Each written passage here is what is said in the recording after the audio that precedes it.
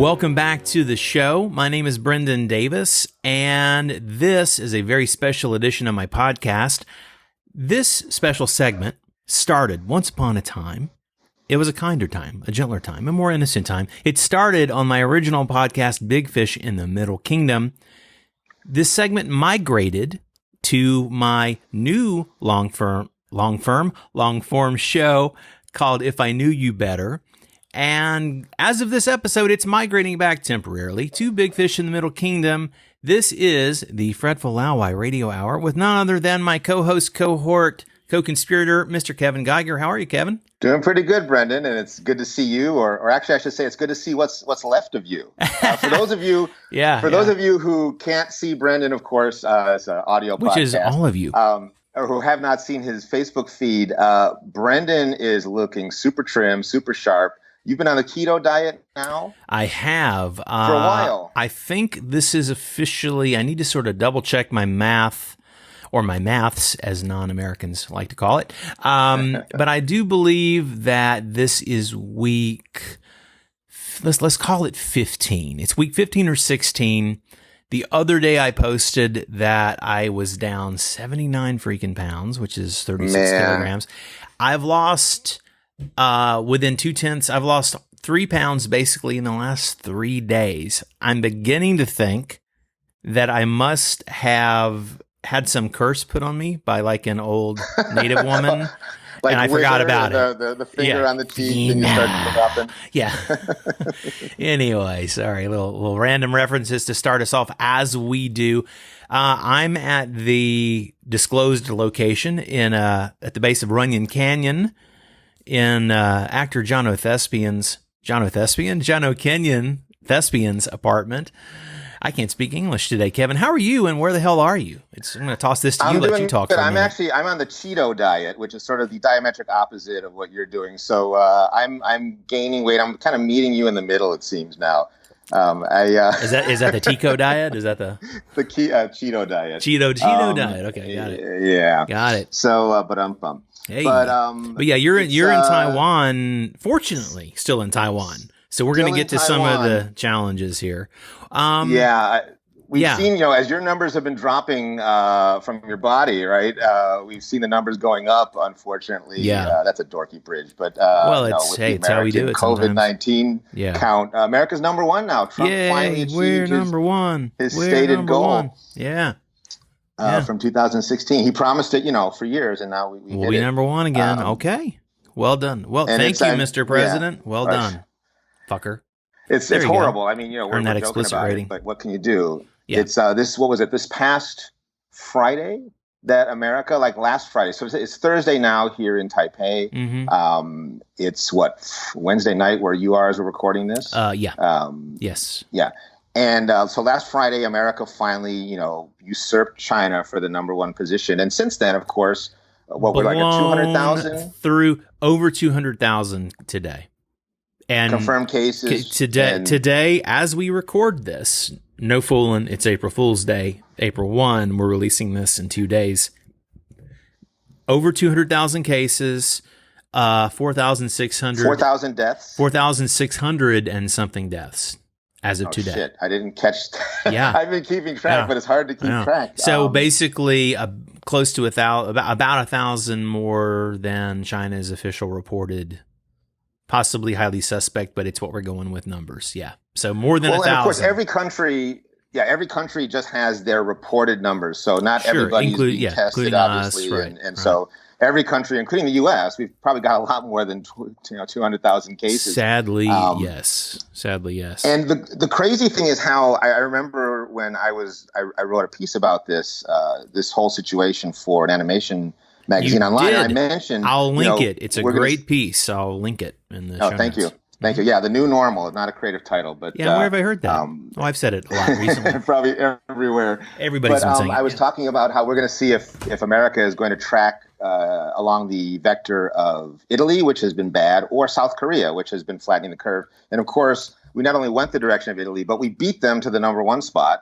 It was a horse race, right, neck and neck, to usurp China in that regard. And now I think, what is it? U.S. number one, then Italy, then who's number three? I think it's Spain. Spain and Iran are Spain. up in there. I Iran's think still China lower, is so still Spain, maybe. 4. I think China's still China's number number four, 4. and I think maybe Iran is number Germany's 5. 5. Okay, well then there you Germany's go. 5. Yeah, I I think looked at our Germany's going to numbers because pass. I'm worried about my own ass. I care what everybody Yeah, well, else. I look at USA first, and then of course, since I'm over here, Sure. I'm looking at China.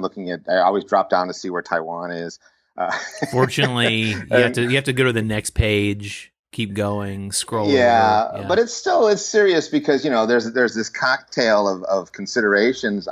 China now, in response to all of this, has completely locked foreigners out. So I Right. can't, even if I wanted to go back now, I Yeah. can't. Me either. Yeah. And like we mentioned on a previous show, my apartment's there, all my stuff is there, my family's life is there, Yeah. and we're safe. But we're looking at what's going to happen next if I leave Taiwan, I can't get back in because they've blocked foreigners from returning.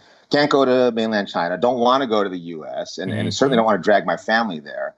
Not only with the virus, but also the racial incidents and things like that. Right. So it's really getting tense in terms of like what the options are and how long, we're gonna see this go. Everybody's raising the drawbridges. Yeah. And I understandably, I mean, I totally get it, but it's a dire situation. It is, and we've talked a lot about this. Just like normal people, not recording it and sharing it with the world. But some of the strengths of America are some of the things that are ironically revealing certain systemic weaknesses now. Yes. I mean, the fact that we have, this is something like I find myself when I talk to Susie or other friends not from here, and she gets it now, but I mean, like from back in the day, talking about the idea of states' rights. And the idea of states' rights versus federal authority and how things are decentralized. And like, we have a different voting system in every state. In some places use the same set of questionable electronic ballots, but nonetheless, there is no one standard, et cetera, et cetera, et cetera. So our response, and we could easily do an hour where we just go on about our sadness and madness. None of this is meant to be tried with the administration, but in terms of what states are doing right, fortunately, you're seeing some encouraging signs. I did see again today. I'm not living in the same news rabbit hole that I was down when I was in China. I was always consuming huge amounts of news. Now that I'm living it, I'm a little less interested to read about it. I'm focused on my stuff, focused on my friends, focused on. I don't need to read it. I lived it. When do I have to go buy food? So I haven't been like doing my normal news junkie thing, but I'm getting I get all the alerts and stuff, and of course, and occasionally I'll chase an article, and one caught my eye earlier, along with the update on those numbers, was specifically a different article, but it was saying that. Too early for anybody to say definitively, but certain states, that is, and in some cases, some cities or counties within states where maybe the state response is different than a local response. Basically, seems to be flattening a little bit in California and now in Washington State. The efforts seem to be paying off, and of course, I've talked about this. The stay-at-home campaign is resonating. Stay at home, more or less. Idiot. And it's interesting because, I mean, someone pointed out, I'm sure a lot of people have, but there was the first person I saw someone point out probably a week and a half ago was saying essentially, I forget who it was. It was some like public pseudo-intellectual I follow on Twitter, which explains half my Twitter feed. No offense to those people. That's my taste that I'm making fun of. But someone with some degree of credibility basically said, paraphrasing, ironically, if all the mitigation steps we're taking work, the results will be that everybody else will claim that we overreacted because you won't see the same results of death. And like, that's the point. That's the point. That's the point. You can't live the alternate reality too and compare. We can only live the one reality that we're in. And all the modeling says, if you do these things, you should, flatten the curve, blah, blah, blah, blah, blah. Anyway, God knows there are a lot of Well, places to hear this is really uninformed guys talk about this on the internet. But go ahead and make your point, and then we'll move on. Yeah, I guess trying to stay in my lane as much as possible, my non-scientific, uninformed lane. Bumper cars, Geiger. I think this is really a stress test for every nation in terms of their strengths and weaknesses. Yeah. And as you mentioned, America's systemic weaknesses, which are also in some ways the strengths of the ignorance is not a strength, certainly. But, states' rights, there's a reason for that, but it also causes some issues. Mm-hmm. I think two things that are really apparent in terms of the number of people who are freaking out over their livelihood, and also the crazy death count. Like, why is a first world country having this kind of death rate among resolved cases, among cases that have proceeded through to resolution? I think 40% are ending in death. And that's only resolved cases, not total case count. But still, that's pretty high. And I think, again, just my opinion, that the way in which Americans, especially lately, have been living by and large paycheck to paycheck, right? People don't have a lot of money saved for contingencies such as this. I totally have no idea what you're talking about. No, I know exactly what you're talking about. Where people say, oh, my God, I can't be out of work for 2 weeks, let alone a month. And now it's like, OK, how about a year? That's something that we're really seeing the effects of now in terms of how people are being forced to handle this, but really, really struggling. Yeah. And secondly, in terms of the high death count, this is my totally uninformed opinion, but I think it has something to do with the fact that because we don't have a national healthcare system, people tend not to just la-di-da go to the hospital on a whim or when they have a little sniffle. Many people go when they're almost at death's door, right? They're really bad. And by that point, especially with this virus, it's too late. For other things, maybe you're in really bad shape, like with the flu, but you can pull back. The way it attacks the lungs and starts to shut down, the organs. Is bad. And so when people end up kind of checking in late stages, especially if they already have a pre-existing condition, or which may be why they were denied health insurance, who knows, that just compounds the problem. So I hope there's going to be a national examination debate about this. I'm not hopeful that we will come out of that with any kind of rational or sensible result, because people are so divided on this and politicize it so quickly and easily that I'm not terribly optimistic that we're going to come out of this with a lot of wisdom when all is said and done. I'm sorry to sound pessimistic in that regard, but it's not looking pretty. At least on social media. No, I agree. I agree, and it's it's so strange to be back here, and I've talked about my whole journey. I've talked about that actually a lot. I was telling a friend of mine just on a regular call, like friends do, not recording it. Earlier, I was catching up with my friend earlier, and I was telling him, I said, my story is, I've told it so much. I feel like one of those like D-list celebrities who gets one shot at promoting a thing, and they book a junket and they go on all the shows and they say the same story like every time. It's like I keep repeating the same little bits, about all this. But you got to be like Brad Pitt, who like every award show he had a slightly different take on his resurrection. If we could all be more like Brad Pitt. I mean, just the coolness factor, even beyond the preternaturally genetic fortune. Yeah. I hope he's okay. I really worry about him. That sounds snarky. Hey, no, I do. We need. Can you imagine if can you? I mean, that's a strange rabbit hole to go down. But yeah, can you imagine if? I mean, it's one thing for Tom Hanks to get a sniffle and recover.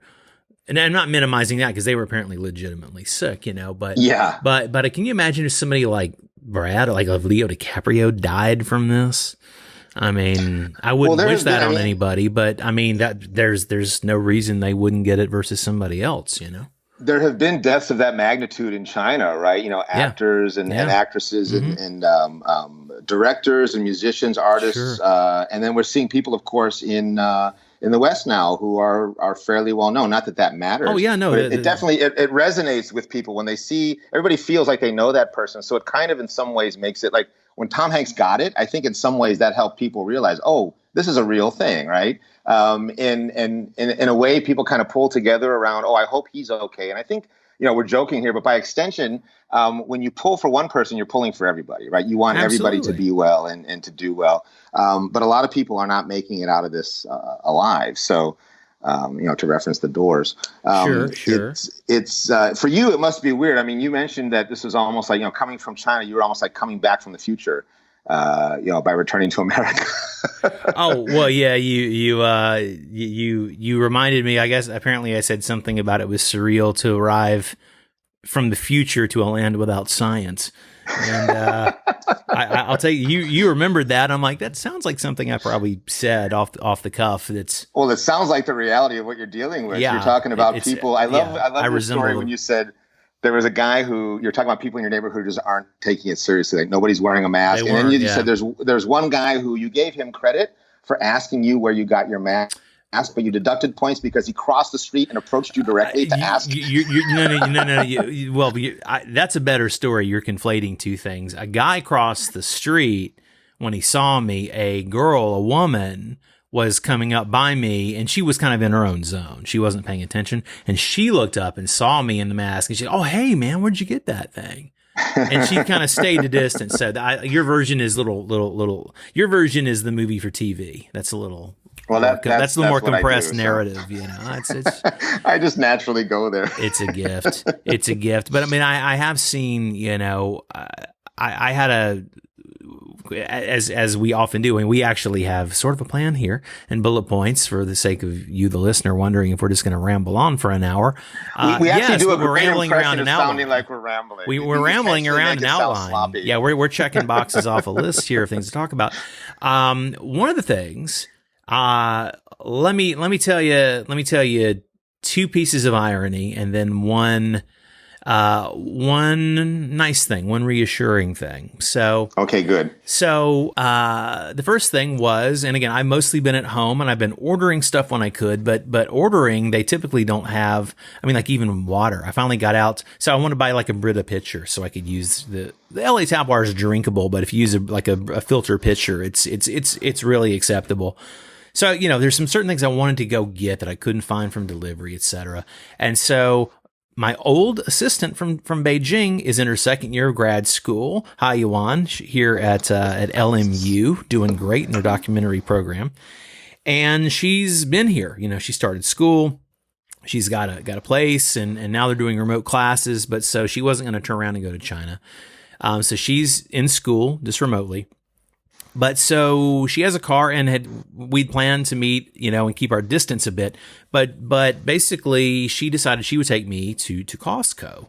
And so I got to go finally yesterday because she said the one near her, it's not crazy. And so she picks me up. I'm wearing my KN95, which, is the Korean N95, which is even slightly higher spec. So I'm wearing my good mask and some medical gloves, and I had my grocery bags, my recyclable grocery bags with me. And in there, so I get in the car, and she's got her N95 mask on, but it's pretty beat up looking. And I say, I'm not judging. I'm just like, hey, we're saying hi, and I said, how are you fixed for masks?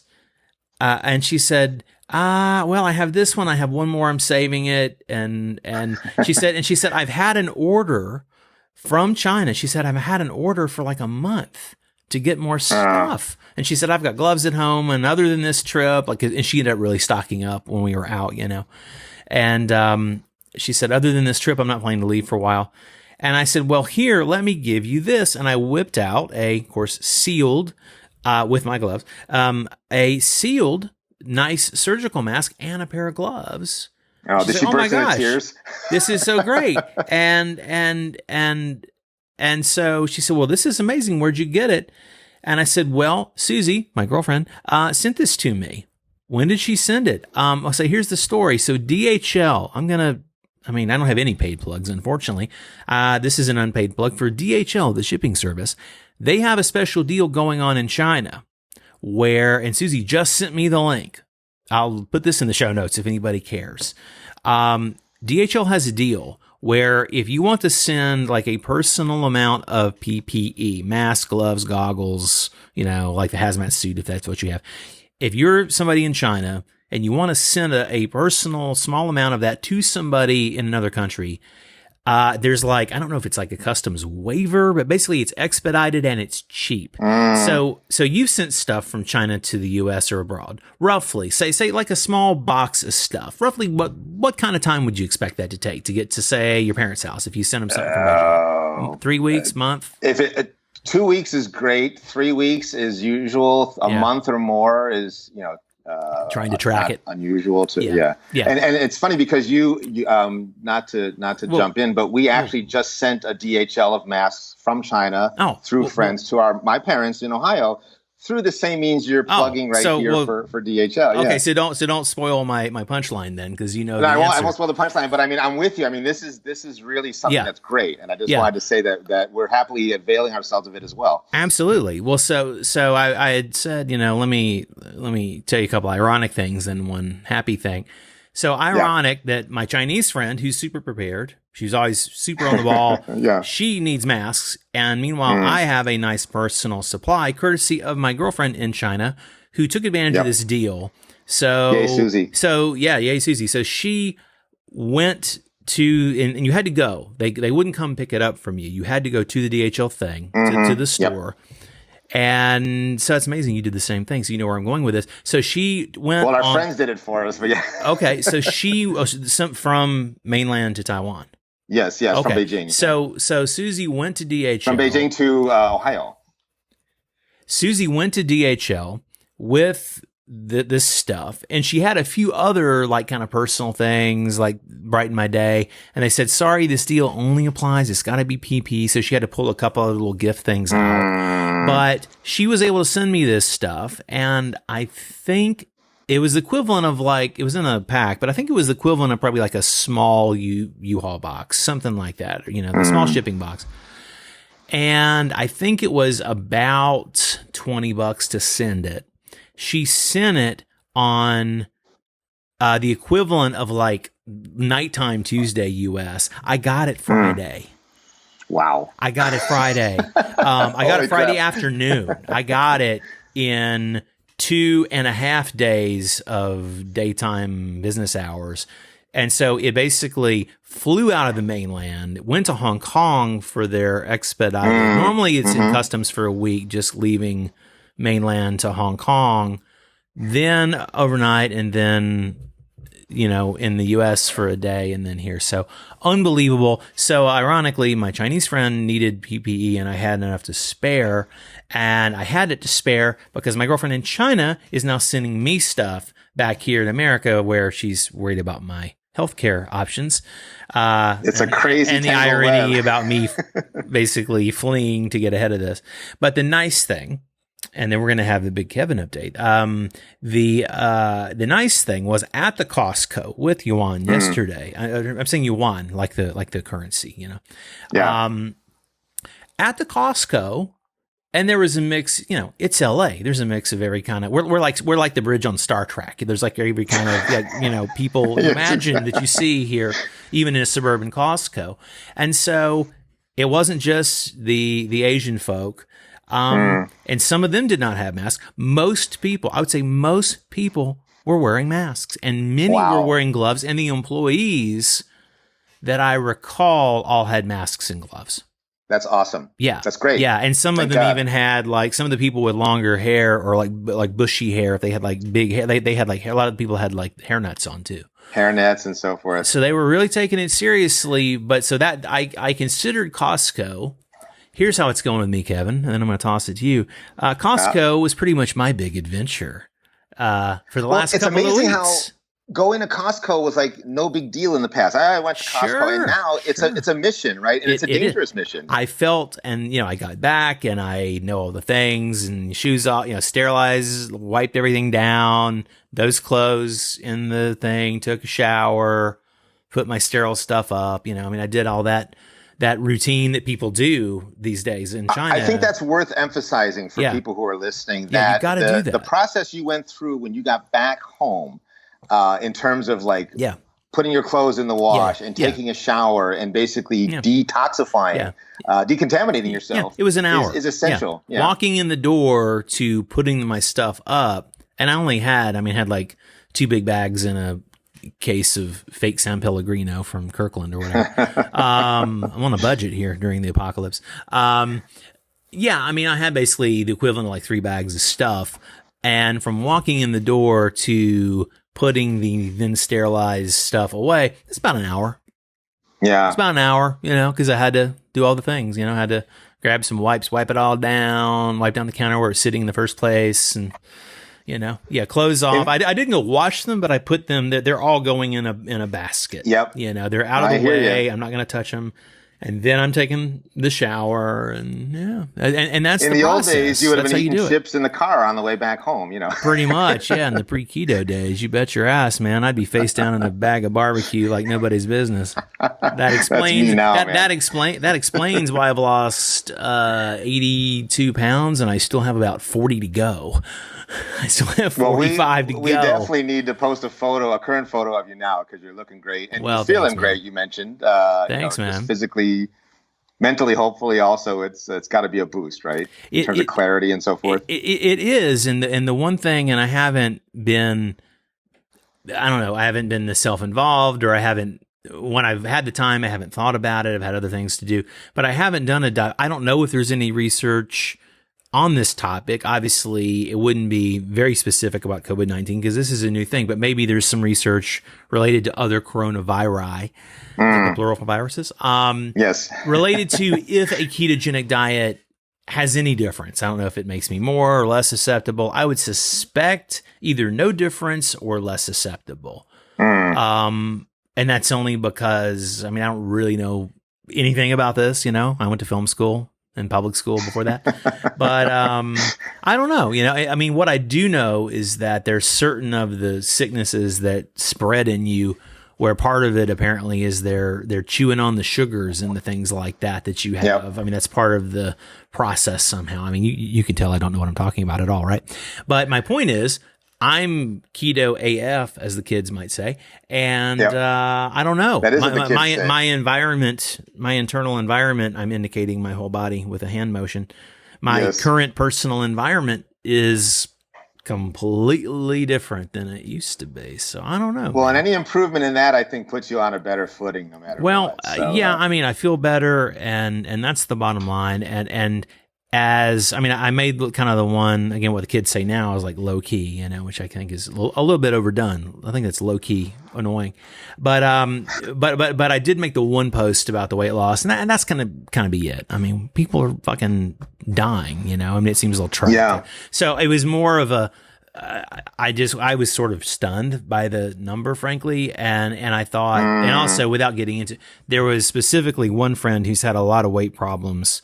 And he'd been posting some kind of sad-hearted stuff, and nothing seems to work. And he's asking me tips, and so I kind of posted that as a little bit of encouragement. It's like, dude, if I could do it, come on, Yeah. Really, I have a lot of discipline in certain areas, but around food has not been one of those areas historically.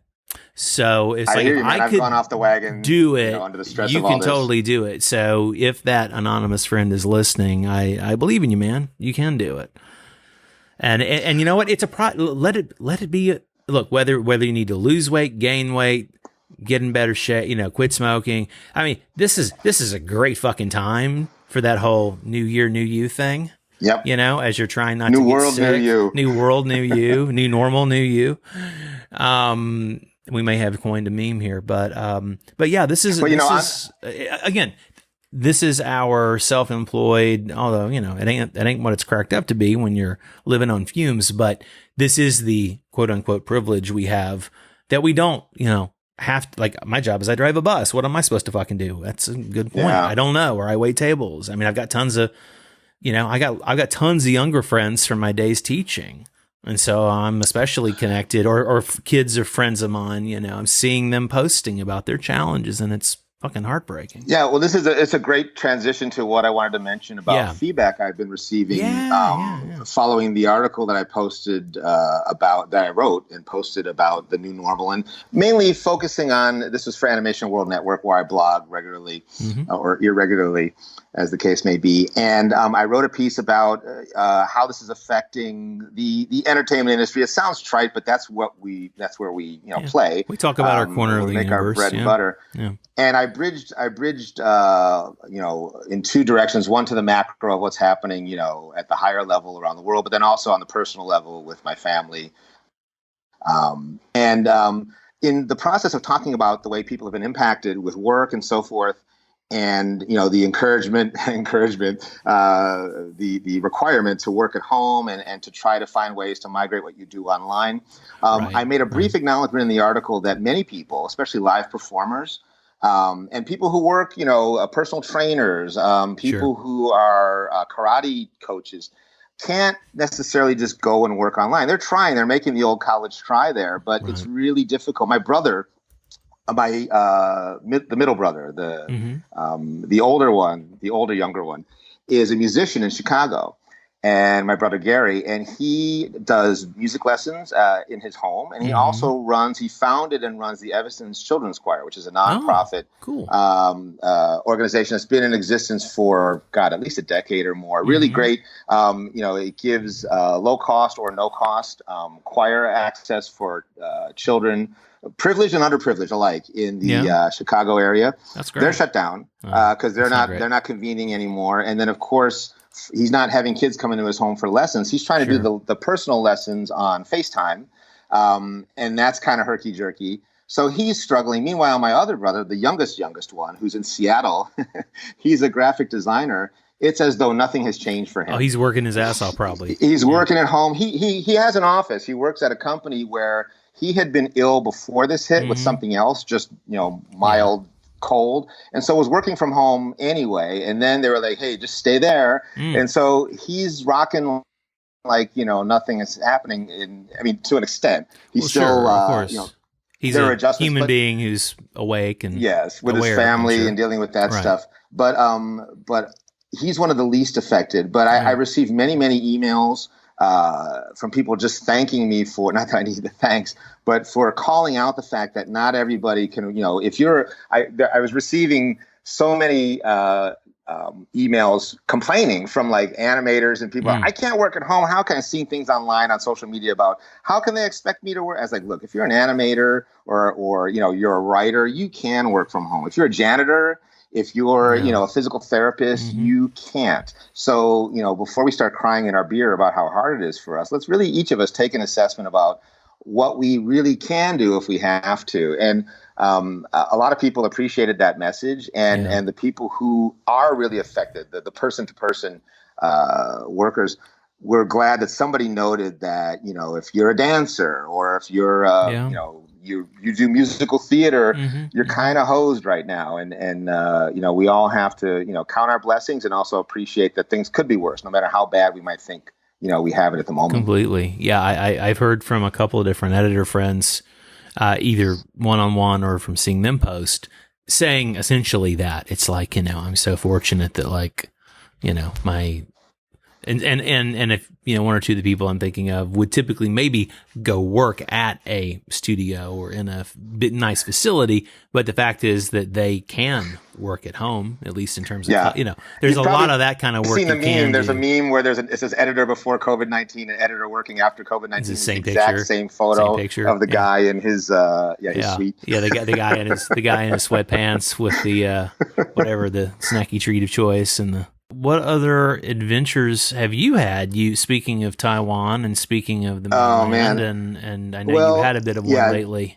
Our adventures in visa extension. So the big stressor for me has been just trying to make sure that I can keep my family together and in a safe place. And there's not a lot of press around what Taiwan is doing for a variety of reasons that we won't get into here. Sure. But they're doing very well at managing this. Probably one of the best territories in the world in terms of how they're handling it. Right. And my wife and my kids are Taiwan citizens. So they have residency here, but I don't. I'm an American, right? I have not yet actually pulled the trigger on the marriage residency that I could get, through my relationship with my wife. Just for previous logistical reasons that I, again, won't bore our listeners with. Sure. So I was here on a 90-day visa exemption, as Americans are allowed to have, and it was expiring. I had never even really thought about how long that visa exemption was. I've never been here longer than like 40 days. And I realized, oh crap, it's coming up. And I thought, oh, well, you can get it extension, you can get it renewed, especially under these circumstances. And they were like, no renewals, no extensions. This was the official policy. And except for two countries, Canada and the UK, because there's reciprocity, I get, and this is fair because they allow visa exemptions there to be extended. Taiwan says, all right, we'll reciprocate and do the same thing. The U.S. doesn't. So in the U.S., if you go there like my wife went, if she goes there under her visa exemption, when it's done, she has to leave. They won't extend it. And so Taiwan is just reciprocating that regard. So I was like, oh, crap, I have to leave like on April 6th, which is in a few days from now. So about a month or so ago is the period that I'm talking about where I'm like, I need to do something. So I had a contact in the legislature here in Taiwan, and one of the legislators' office. Privilege. That's right. Sorry. Well, there's no. They do actually. They're very careful about this. So even though I had a friend who works in the office, you still go through the procedure. Sure. And I sent a letter with an appeal, a humanitarian appeal, explaining my situation. I have my wife, my kids here. If I leave to normally you would just leave to reset your visa. I could go to Guam or anywhere and then come back in. But number one, there's a risk of catching something at the airport or in transit. Right. Two, I can't come back in because they said if you're here, it's okay, but nobody else can come in now. Foreigners are not allowed back in. So that wasn't going to work. I would be separate from my family. And if I took all of them out with me, then they're all exposed. I've got a 2-year-old, I've got a 4.5-year-old, my wife, and I just don't want to do that. So sent the letter, got a meeting with a person from the legislator's office and a person from the foreign ministry. So not the top people, of course. I don't, we don't rate that high, but high enough that we at least got this meeting. And I could tell. So we went in. I was there with my wife, my kids. I could see on the faces, especially the people at the foreign ministry, they were just looking for a reason to say no. It's like when you're pitching in Hollywood. And you see they're just looking for the reason to say no, nicely, of course, but to find a way to say no. And I knew that going in. So we did a pretty good job of in the room making sure that they couldn't say no in the room. And you could see they were trying to, but we were presenting just enough of a case, enough of a humanitarian appeal that they couldn't. They basically said, you know what, we're going to give this. You've given us a lot to think about. And let us go back and talk to some other people, some other bureaus, and see what we can do. And so that was all I was hoping for, right? Just get out of the room without the no. Yeah. And a few days passed, and then we got the no. Okay. a very nice, sorry, there's nothing we can do. Through my friend who relayed it and said, I'm really sorry, man. I said, hey, it's okay. I get it. So I wasn't happy about it, but I understood what we were dealing with. So then I was scrambling for a work visa. And I contacted some companies who I am on friendly terms with here in Taiwan, including one that owes me a favor from like 7 years back. And I said, hey, can I know this is sudden, but can I work as a consultant? You can pay me as little as possible, as long as it meets the threshold for the legal requirement of employing somebody here. I'll pay you back any taxes you accrue. I'll make it easy for you, but just help me stay here, help my family stay here. And I had two companies respond and said, yeah, we can do that. And then the legislator's office said, we can help keep an eye on that to make sure it goes through and so forth. So this was all looking good. Right as we're about to pull that trigger, the legislature and the foreign ministry announces a general amnesty for everybody, every foreigner in Taiwan. If you have a visa exemption or a visa, you have an automatic 30-day extension on top of whatever you have left on that period. So this, I think, is part of why they gave me the individual no. I think they were working on something bigger, which is what we should have. I mean, you don't want a bunch of case by case things. That's manpower that you got to spend chasing that down, and it's not efficient use of resources. Yeah. And I think one of the tipping points for them was that at the same on the point. I wasn't the only person writing letters and calling for meetings. Right, They were getting. right, I was right. one of a string of people. Sure. And then also the consulate, the consular office here in Taipei was flooded with foreigners panicking. Right, like, what are we going to do? My visa's expiring. I can't leave. This and that. And so, to their credit, to their humanitarian credit, they gave this extension. So now I'm good until May 6th, and then I have to leave. Okay. So, But yeah. Well, I mean, honestly, I just take it day by day. I called off the work thing. I thanked the companies. I said, Right. I may tap you again in a few weeks. We'll see. You want to be committed to that? Yeah, and they were very nice about it. So I really appreciate those guys. But buying yourself a month now, it doesn't sound like much, but it's huge. It is. It is. And keeps my family safe, keeps us together. We're living out of a suitcase now for 3 months. It's going on 4. That's not easy, but Sure. we're still able to go outside. We wear our masks. We're able to get fresh air. So we're thankful for all that. Very nice. What's your hot take? And I know we don't have a ton of time. You got to deal with the children and other things. How long do we have on your end approximately? And I'll tailor this question. I don't know, 10, 15 minutes. 10, 15 minutes. So you've been, to your credit, among other things, you talked about this a bit in your article, and we talked about it a lot offline, so I can't remember how much was in the article or what's just in my brain from you. But you talked about having the 2 plans, your hunker down plan and your grab and go plan. Grab and go plan. And so, of course, depending on the timeline that the crap-19 virus is with us in an active form, will help determine these things. And I liked what you said when we were talking one-on-one about it. It's like, from all your years, pre-Asia living here in LA, and it's like, there's sort of like general earthquake preparedness if you live in LA, which I sort of, I would still need a couple minutes to get out if I was going to get the things that I thought would be super important to have, besides passports by the door and my bag. But getting the computer, it's not practical to unplug the whole setup every night, So I kind of have to figure out that line. Where's the line for you? What's kind of your? I mean, we can trade isolation diets if you want, although mine's pretty boring. But what's been sort of your hunker down plan, and what's this grab and go plan you're alluding to?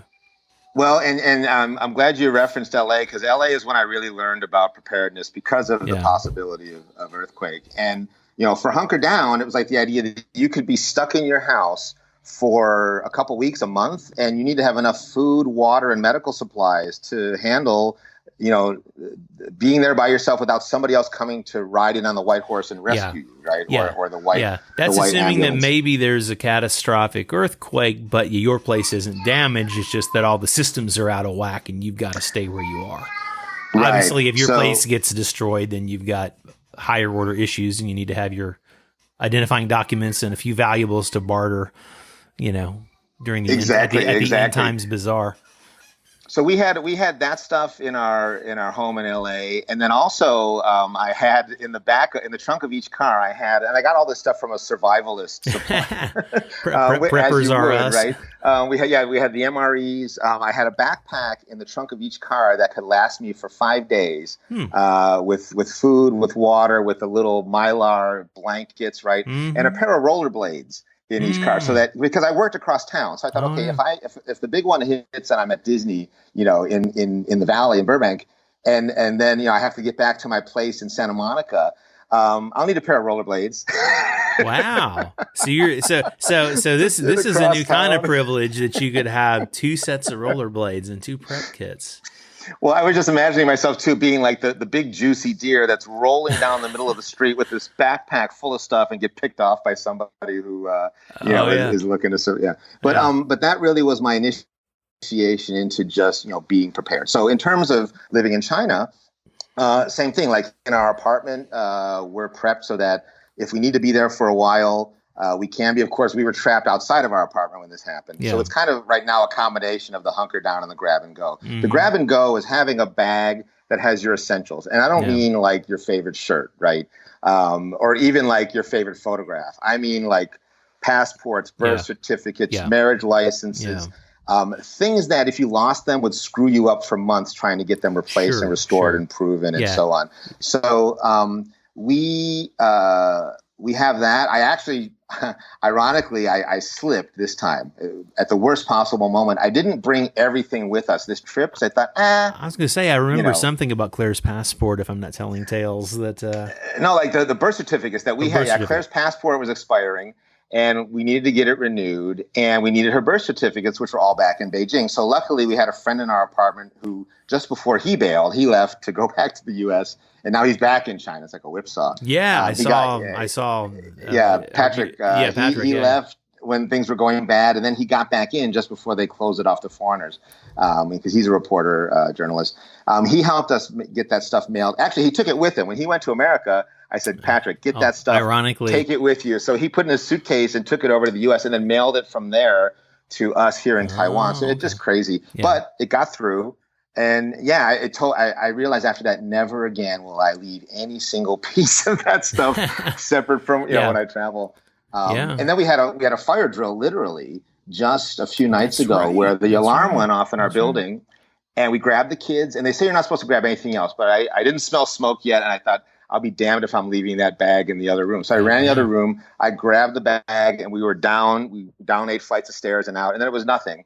But it was a good drill for, what could happen. And many people might think I'm not a prepper exactly. I guess I'm halfway there. And no weapons are involved in these bags and packages. But no weapons or Kid Rock were involved in this story. No. But it really is a time where you have to think about what could happen, what is happening. This won't be the last thing. And it could be something as mundane as a house fire. It could be something as big as a global pandemic. But being prepared to either stay where you are for a long period of time or get out. And when I mentioned the bag, people say, oh, my God, I can't put stuff in just one backpack.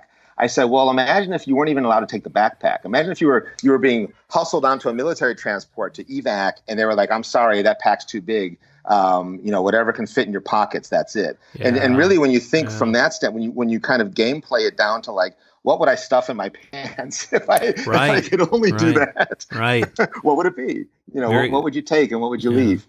Well, I of course, to internationally travel, of course, I have my passport all the time, but I had gotten in the habit around China. There became an issue, although it never happened to me. It happened to a lot of people I know, where you should have an ID. You're supposed to have your passport with you at all times in China. It's part of the law if you're a foreigner.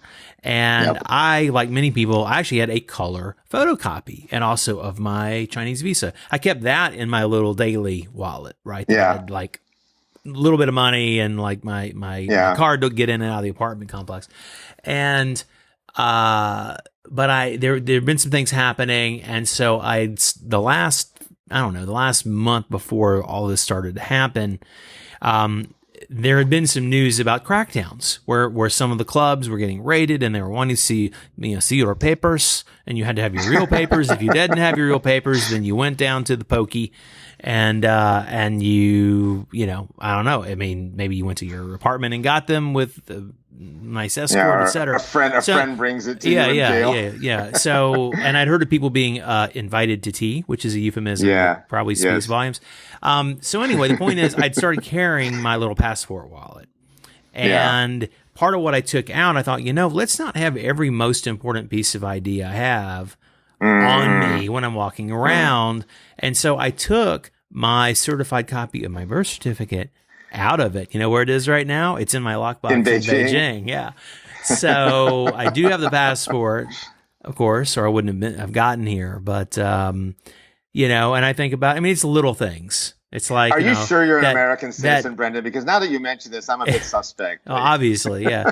Well, it's like, there's like that. I think I've got about $200 worth of Chinese money sitting in that drawer, where it's doing me a lot of good right now. That would have been my Costco run yesterday. So you start to think about, geez, it's crazy to be kind of split up, to have your life be in different places. As we sort of are in the home stretch of this adventure, you pointed out before we started going that this is like the third in our trilogy of our pandemic specials, and I said, but I don't. Yeah, you. I don't really know that there's an end to this. This might be an ongoing sort of series. I think this is as we continue to do this. This will be part of the conversation for a while. And I look forward. Look, here's what I look forward to.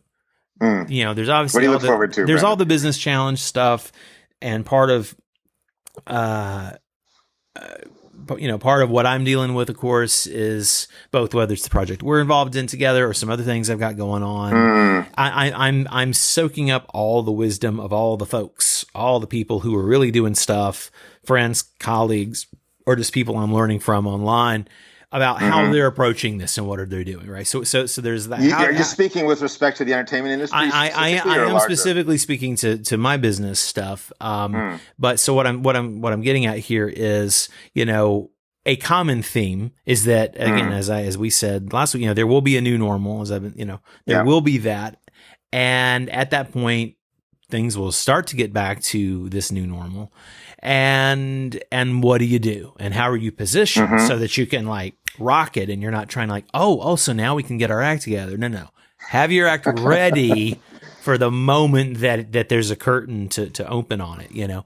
So that is, you know, that leads to this question of when that happens, will there be a big rebound?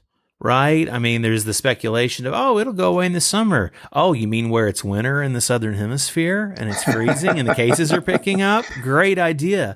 So at some point, though, cultures, civilizations, groups will meet who have had a very different experience. Your question, I'm giving you credit for the wording because I thought it was pretty damn on point, is what do you think happens when herd immunity meets isolation? Specifically, sort of some of these East-West, but even within the U.S., we're having different approaches because, yay, states' rights, which I'm yay, states' rights like 99% of the time.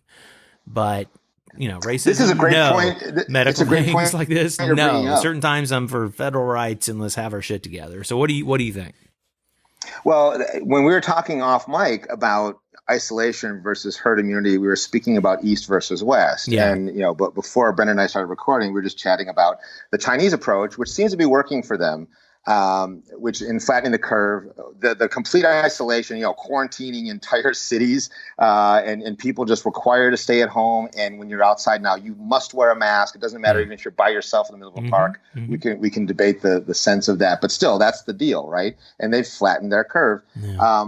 And the West seems to be taking a different approach, for better or for worse, intentionally versus unintentionally, who knows, of herd immunity, where we're seeing thousands of deaths, but at some point, the remaining population will have built up a level of immunity that means that the virus has not left us, but it's less serious, it's less impactful. Yeah. But what happens then, to your question, when those people from the West start interfacing with people from the East again, who were more isolated? And then I think it's a brilliant sub-question within the United States itself. What happens when people from the urban areas start interfacing with crossing paths with people from the rural areas? And we've seen that politically, a lot of the political divide in America historically has been urban versus rural. But even in people's conception of if we have a problem and how serious this problem is with the COVID-19 outbreak, it's really been predicated quite strongly on whether people are in a rural area where they're just not seeing it, right? Everything seems fine. Or if they're in New York City, where it's like the zombie apocalypse is happening. So I think that that may be where we see the second wave. We hear a lot of talk about the second wave. The second wave may be fomented or contributed to in some way by the interface of people who have had different isolation experiences, different levels of immunity as a result. I saw Dr. Fauci, God bless him. I don't believe in God, but I say God bless him because Dr. Fauci. I was just going to bring him up. Is this the same thing? You go ahead. My news is of today. He mentioned that, he's been mentioning a lot of things, but one thing he said about a second wave is that a lot of people point to the 1918 pandemic, the flu pandemic, where there was the spring outbreak and then the fall it subsided in the summer. The fall outbreak was worse than the spring outbreak. Yeah, Ben Rock was talking about that a couple of weeks ago. That was a great episode you had with Ben Rock, by the way. I thoroughly enjoyed that. Pretty smart for a non-virologist. Pretty smart for a producer-director. Exactly. And as much as you can use the word enjoy for anything now, I really did enjoy that. It was an all gloom and doom. Yeah. Yeah, I would highly recommend everybody listen to that one. So please continue. But Fauci said that they asked him, will we have a second wave and will it be worse than this one? And he said, we're going to have a second wave, almost certainly. Mm-hmm. He says he thinks, for a variety of factors I won't go into now, that it will be less impactful than the spring one. I think partly because he says people are taking this more seriously in some ways than they've taken things previously, at least a certain amount of the population is. But ultimately, who the hell knows? I do give him credit. If I listen to anybody, it's him, and also Governor Cuomo, who really should be our next president. America needs a president like Cuomo, and we need like a vice president like Fauci, I think. He's a badass, yeah. But you were saying you heard Fauci say what? The thing I heard today that I referenced, I didn't want to steal your punchline if that's what you were going to say, but the thing I saw not that long ago was an alert from Washington Post, probably an hour before we got on the mic here. It's about 8:15 at night, California time, Wednesday, as we record at this moment. Was that they were having to like massively increase. I guess he maybe had they had to like build up a real big security detail. He's getting all kinds of death threats. He's also getting some overeager admirers, and of course, there's always some mentally unstable people who get fixated on somebody in the public eye. Yeah, so he's getting some of these people who are like trying to meet him now, because they think he's the chosen one. But then there's all these people that there's this whole right-wing conspiracy bullshit, man. And I gotta say, this is I hadn't seen that yet. That's I mean, really that makes me so. I mean, that makes me so angry? Mad. Yeah. I get disheartened. I don't know. Maybe I've been in. My life is what it is, and I'm usually, people who know me think of me, I think, as a pretty optimistic, glass half full kind of guy, and I am. But that's because I've learned the lessons of being jaded from an early age. Like I've had to overcome. This is a reaction formation to having the opposite disposition, right? So my point is, it takes a lot to really. Like, I don't lead with an emotional reaction. I just don't. Right. I don't. It would have killed me because of the other stuff. You're pretty unflappable overall. But I'm thinking, I'm not missing it. Like, internally, I'm processing it, and which I think you would give me the credit for. No, but yes. my point is that I saw this, and I was furious, Kevin. I was furious. How on earth can you be so fucking stupid as to take out your hillbilly animus on a 79-year-old soft-spoken apolitical expert whose one crime apparently is that he sort of did a little bit of a subtle facepalm inadvertently. It was totally not theater. I mean, we work with actors. I've been around actors my whole life. That was just a natural. He was trying to sort of like just shield his face as Trump was saying some ridiculous factual, objectively false bullshit. He was just trying to sort of discreetly cover his face in front of the current occupant of the White House. So that's apparently his big crime. And then now, but like the fact that his, what's the word for it? Knowledge is being used to like support the fact that, it's bad and it's real, It's like, because he's underpinning a lot of the stuff that says, no, this is actually really bad.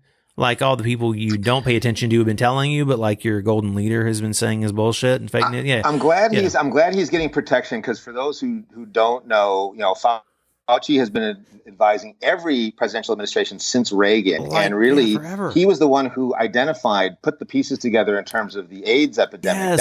Yes. Why are these people getting pneumonia? Oh, it's from this virus that's contracted in this way, and convinced Reagan to take it seriously. And at that time also, Fauci had death threats during the Reagan administration from people who were saying that they're actually blaming him for the government's slow response to AIDS, when he was actually pushing to try to get the government to respond. So he was receiving death threats from the left at the time for that. Now it's from the right. So I read an article where he said, this isn't my first rodeo. Yeah. I've been doing this a long time. I've been advising many presidents. He's like, it's part of the deal. He said, my only politics are the medical science. My only ideology is science. He said, I just present the facts, and I repeat the facts and I repeat the facts and I do what I can, and hopefully the message gets out there and gets through to people. And I think that actually has been working. That eventually, even my parents who refused to wear a mask were so happy when we told them this shipment was coming. Like they didn't want anything, and now they're like, "Oh, thank you." So this is a sea change. So when did you? So you just sent your DHL special? Yeah, it went out a few days ago, so it should be getting there hopefully in a couple Probably days. Today or tomorrow, something like that. Well, that's according to your tracking. You'll have to let me know. Yeah, they're a little more inland, but it may take an extra day. But it was fast. It was really smooth. So yeah, and I had to tell them, like, look, it's coming from China, so don't be suspicious of the package. You have more to worry about from the guy delivering to your door than from the package coming from China. Yeah, and they laughed. They said, "Oh, we understand." I said, "Well, I'm glad you do." And just explain. Yeah, and they said, if you're not going to use them, do not throw them out. For God's sake, and they said, "Oh no," they said, "We're going to use them." They said, "We'll use them." So I think they've come around pretty hard, like full stop. Yeah. They've come around. So the next time my dad is hand delivering documents to somebody. So this is post he went to the accountants. Yes, and I told him, I said, "Dad, please," because I'm trying not to give him a hard time about stuff. I said, sure. If you don't have to meet somebody, don't meet them. Right. If you do have to meet them, or you think you do, really think about if you really do. Can you mail the thing? Can it be a phone call, an email? I think this is a good parting word for anybody. Yeah. Because do you have to meet somebody in person? It's nice. We're both sociable guys. You and I, we like to meet people. Sure. But do you really have to do it right now? Yeah. I do sometimes. So it's I think there was an article, maybe we can kind of use this as a wrap up. There was an article that I shared on Facebook about what China did to flatten the curve, and whether or not some people say, "Oh, they haven't flattened as much as they say. The numbers are bogus, etc." The numbers are probably bogus everywhere, right? I mean, every country is missing people. There are people who get it and are not presenting any symptoms, and are not counted, etc. But China clearly did something to stop it from getting worse. And the article, the premise of the article was, could America do this? And they were talking about all the draconian sort of big brothers ways that China really clamped down to stop this. And the takeaway was that America, in the article, was that America could never do that, just because of the way we're structured psychologically, politically, etc. Which I've been saying from the beginning. Yeah. Exactly. You've been saying the same thing. But also that every country kind of has to do it their own way. But the common thread is also distancing. True. Yeah. Distance is the common thread. So it doesn't, the specifics of how you do it are going to and should vary from country to country, from region to region. But the key strategy of just some distancing, just for a period of time, and if you do enough of that up front, you can shorten how long you're stuck in that situation. That concept, I think, is starting to trickle through to people who were resistant. There's going to be that factor, like you mentioned, the people who send death threats and crap like that, who are hopeless. Yeah. And we'll end up helping them. Here's the thing. We will end up helping them without them helping themselves. And then at the end, as you mentioned earlier in this podcast, they'll say, "Oh, you see, it was all a hoax." Sure. Right? It all never happened. Well, that was the thing I referenced. It's like, if measures are effective, then ironically, it'll look like it was overblown. But we can't worry about that. We got to save ourselves. We got to save our friends and family, and even save the people who. There's the great line from The Good, the Bad, and the Ugly. The man said, when some men just can't be reached. So we're gonna save everybody, including those who just can't be reached. We'll save them despite their surety that they are somehow bulletproof. Well, dude, I don't have a better close than that. I think that's a great note. Oh, did I just cap it? All right. Well, I want to thank my guest, my podcast brother, Kevin Geiger. Thank you again, Anytime, man. We'll check in again in a month from now. Last parting word. I'll give you this parting word. You got any predictions for the next 30-ish days? What do you think? What do you think next episode's going to be about? Booking that cruise to Haiti that everybody's been talking about. America is going to get really scary within the next 2 weeks. I think everybody's talking about the peak in April, and I think we are going to see it. Even if people are on their P's and Q's, it's going to be bad. It's just how bad is it going to be? I'm hopeful that we will start to see towards the end of April, if people are mindful, start to see a ray of hope in America, and by extension, the rest of the world, and that will have a chain reaction effect in terms of other countries opening up, allowing foreigners back in, etc. But we're going to have to see that curve flatten and also stay that way for a while before people start to say, okay, let's loosen up a bit. You see in mainland China how Wuhan is starting to allow some travel, et cetera, and they're taking baby steps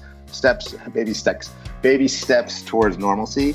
And I think that we'll hopefully be taking our own, but it won't be towards the end of April at least, if not sometime in May. That's my prediction. Ray of sunshine, Kevin Geiger. Thanks, buddy. We'll stay in touch. See you soon. Man. And see y'all next week on another one of these.